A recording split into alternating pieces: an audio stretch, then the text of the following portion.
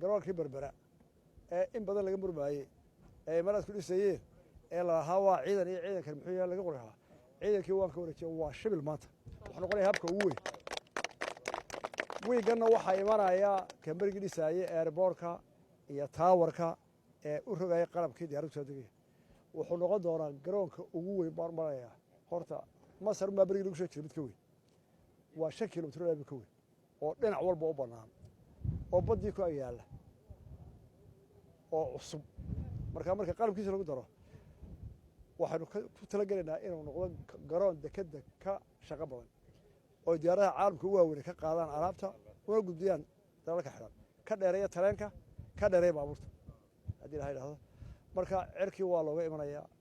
baddii waa looga imanayaa beriga waa laga imanayaa meeyer magaalada biyaha u badi waddooyinka sii kordhi nabadgelyada sii xaji intaasaan kugu sirdaanaya adiyo barasaabko wasalaamu calaykum waraxmatullahi wabarakaatu